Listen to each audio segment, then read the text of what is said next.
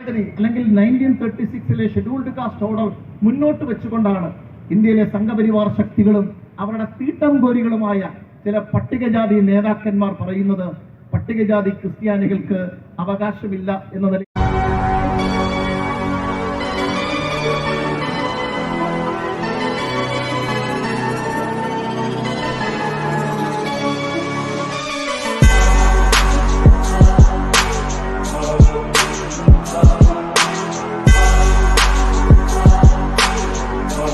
Government of India act depressed ക്ലാസിനെ scheduled caste എന്ന് പറയുന്ന ടെർമിനോളജിയിലേക്ക് മാറ്റി പ്രതിഷ്ഠിക്കുക.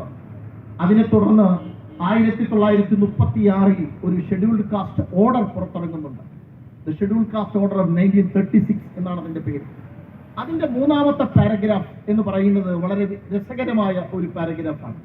ഇന്ത്യയിലെ സംഘപരിവാർ ശക്തികൾ വളരെ വിപുലമായ നിലയിൽ ഉപയോഗപ്പെടുത്തുന്ന ഒരു വാദഗതിയാണ് നമുക്കവിടെ കാണാൻ കഴിയുന്നത്. എന്താണ് 3ാമത്തെ പാരഗ്രാഫ്? 1936 ഷെഡ്യൂൾഡ് കാസ്റ്റ് ഓർഡറിൽ പറയുന്നത് no person who profess religion, no person who is an Indian Christian shall not be a scheduled caste എന്നാണ്.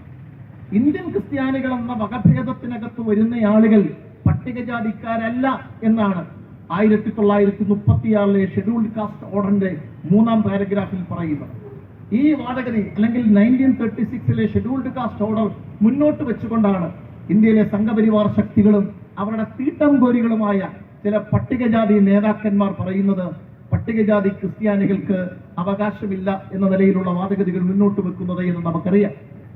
ഞാൻ പറയാൻ ആഗ്രഹിക്കുന്നത് എന്തുകൊണ്ടാണ് ഇന്ത്യൻ ക്രിസ്ത്യാനികൾ എന്ന് പറയുന്നവർ പട്ടികജാതിയിൽ ഉൾപ്പെടില്ല എന്ന നിലയിലുള്ളൊരു പ്രഖ്യാപനം 1936 ഷെഡ്യൂൾഡ് കാസ്റ്റ് ഓർഡറിൽ ഉള്ളത് എന്ന് പരിശോധിക്കുമ്പോഴാണ് അതിന്റെ വസ്തുത എന്താണ് എന്ന് നമുക്ക് ബോധ്യപ്പെടുന്നത്.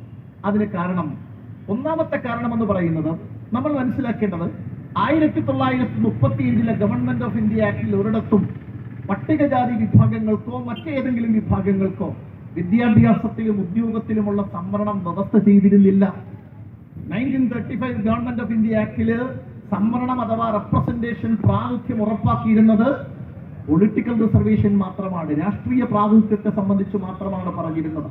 പ്രവിശ്യ നിയമസഭകളിലേക്ക്, മറ്റ് നിയമനിർമ്മാണ സഭകളിലേക്ക് ഓരോ സാമൂഹ്യ വിഭാഗങ്ങൾക്കുമുള്ള പ്രാതിനിധ്യത്തെ സംബന്ധിച്ച് മാത്രമാണ് 1935 ഗവൺമെന്റ് ഓഫ് ഇന്ത്യ ആക്ട് പറഞ്ഞിരുന്നത്. അതുകൊണ്ട് തന്നെ വിദ്യാഭ്യാസ ഉദ്യോഗ സംവരണത്തെ സംബന്ധിച്ചോ പ്രാതിനിധ്യത്തെ സംബന്ധിച്ചോ 35 ഗവൺമെന്റ് ഓഫ് ഇന്ത്യ ആക്ട് പറഞ്ഞിരുന്നില്ല. പിന്നെ എന്തുകൊണ്ടാണ് ഇന്ത്യൻ ക്രിസ്ത്യാനികൾ പട്ടികജാതിയിൽ പെടില്ല എന്ന് 1936 ഷെഡ്യൂൾഡ് കാസ്റ്റ് ഓർഡർ പറഞ്ഞത്? അതിനൊരു കാരണം ഇതാണ്.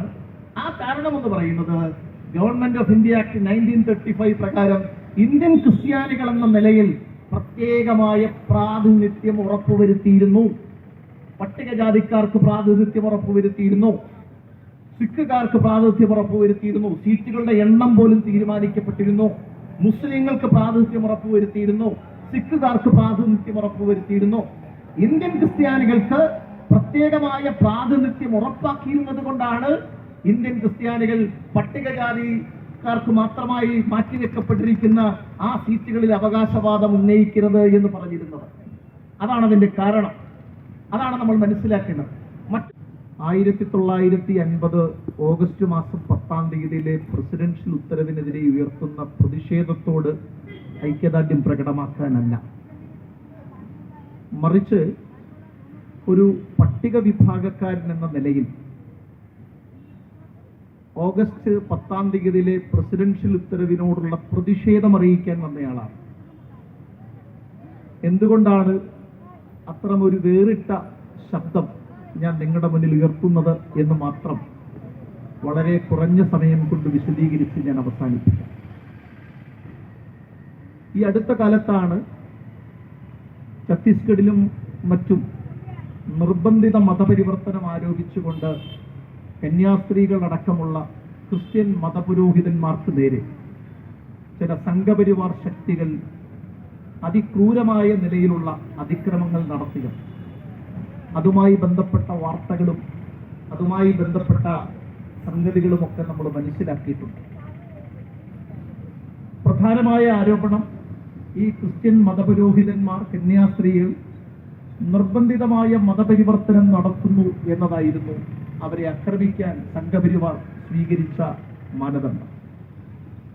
അതുകൊണ്ട് തന്നെ ഒരു പട്ടിക വിഭാഗക്കാരൻ എന്ന നിലയിൽ അതിലെല്ലാം ഉപരിയായി മഹാനായ ബാബാ സാഹേബ് ഡോക്ടർ BR അംബേദ്കറുടെ ആശയഗതികളെ പിന്തുടരുന്ന ഒരു അംബേദ്കറൈറ്റ് എന്ന നിലയിൽ ഞാൻ വിശ്വസിക്കുന്നത്, അല്ലെങ്കിൽ ഞങ്ങൾ വിശ്വസിക്കുന്നത്, കേരളത്തിലെ പട്ടികജാതി ക്രിസ്ത്യാനികളല്ല ഓഗസ്റ്റ് 10 ഈ പ്രസിഡൻഷ്യൽ ഉത്തരവിനെതിരെ പ്രതിഷേധിക്കേണ്ടത് എന്നാണ് എൻ്റെ നിലപാട്. മറിച്ച് ഇന്ത്യ രാജ്യത്തെ പട്ടിക വിഭാഗങ്ങളാണ് ഈ ഉത്തരവിനെതിരെ പ്രതിഷേധിക്കേണ്ടത്. കാരണം ഇതൊരു നിർബന്ധിത മതപരിവർത്തനമാണ്. ഇതൊരു നിർബന്ധിത മതപരിവർത്തനമാണ് എന്ന കാര്യത്തിൽ സംശയമില്ല. ഞാനത് പറയാനുള്ള കാരണം വളരെ ചുരുങ്ങിയ വാക്കുകളിൽ വിശദീകരിക്കട്ടെ.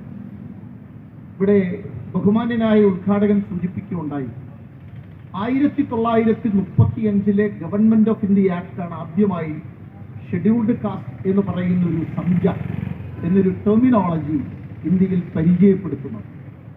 ഷെഡ്യൂൾഡ് കാസ്റ്റിനെ സംബന്ധിച്ച നിർവചനവും ഗവൺമെന്റ് ഓഫ് ഇന്ത്യ ആക്ട് 1935 നമുക്ക് കാണാൻ കഴിയും.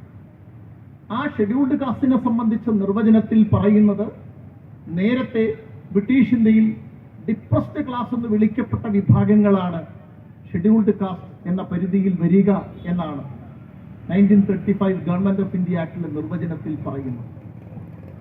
1935 മുമ്പ് ഡോക്ടർ മോഹൻ ഗോപാൽ സാർ പറഞ്ഞതുപോലെ തന്നെ 31 തെരഞ്ഞെടുപ്പ് കമ്മീഷൻ, അതായത് സെൻസസ് കമ്മീഷന് പട്ടികജാതിക്കാരെ ഐഡന്റിഫൈ ചെയ്യുന്നതിന് വേണ്ടി, ഡിപ്രസ്ഡ് ക്ലാസിനെ ഐഡന്റിഫൈ ചെയ്യുന്നതിന് വേണ്ടി 10 മാനദണ്ഡങ്ങൾ പ്രസിദ്ധീകരിച്ചിട്ടുണ്ട്. ആ 10 മാനദണ്ഡങ്ങളും മഹാനായ ബാബാ സാഹേബ് ഡോക്ടർ BR അംബേദ്കറിന്റെ രചനകളിൽ പലയിടത്തും നമുക്കത് കാണാൻ കഴിയും. ആ 10 മാനദണ്ഡങ്ങൾ പരിശോധിച്ചാൽ നമുക്കൊരിക്കലും പറയാൻ കഴിയില്ല ഡിപ്രസ്ഡ് ക്ലാസ് എന്ന് പറഞ്ഞാൽ ഹിന്ദു മതത്തിൽ ഉൾപ്പെട്ടവരാണെന്ന് പറയാൻ കഴിയില്ല. കാരണം ബ്രാഹ്മണരുടെ മേൽക്കോയ്മ അംഗീകരിക്കാത്തവർ, ബ്രാഹ്മണ പുരോഹിതന്മാർ ഇല്ലാത്തവർ, ഹിന്ദു ക്ഷേത്രങ്ങളിൽ പ്രവേശനം നിഷേധിക്കപ്പെട്ടവർ, അങ്ങനെയുള്ള മരിച്ചവരെ കുഴിച്ചിടുന്നവർ തുടങ്ങിയ 10 മാനദണ്ഡങ്ങളാണ് ഡിപ്രസ്ഡ് ക്ലാസ് എന്ന് പറയുന്ന വിഭാഗത്തെ ഐഡന്റിഫൈ ചെയ്യാൻ വേണ്ടി സെൻസസ് കമ്മീഷണർ രൂപീകരിച്ചെടുത്തത്.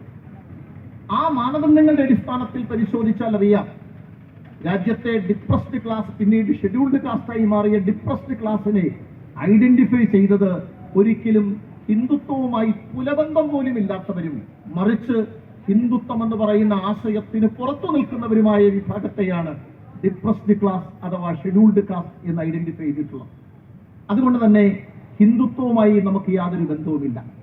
മാത്രമല്ല 1928 സൈമൺ കമ്മീഷൻ ഇന്ത്യയിൽ വന്ന പുതിയൊരു ഭരണഘടനയെ സംബന്ധിച്ച് ആലോചനകളും ചർച്ചകളും നടത്തുന്ന വേളയിൽ സൈമൺ കമ്മീഷന് മുമ്പ് ഹാജരായ മഹാനായ ബാബാ സാഹേബ് ഡോക്ടർ BR അംബേദ്കർ അദ്ദേഹം മുന്നോട്ട് വെച്ച വാദഗതി എന്താണ് എന്ന് ഞങ്ങളെപ്പോലുള്ളവർ പഠിക്കുന്നതാണ്, മനസ്സിലാക്കുന്നതാണ്. അദ്ദേഹം പറഞ്ഞത്, untouchables are not Hindus, we are a separate element എന്ന് തന്നെയാണ്. അയിത്തജാതിക്കാർ ഹിന്ദുക്കളല്ല, ഞങ്ങളൊരു പ്രത്യേക വിഭാഗമാണ്.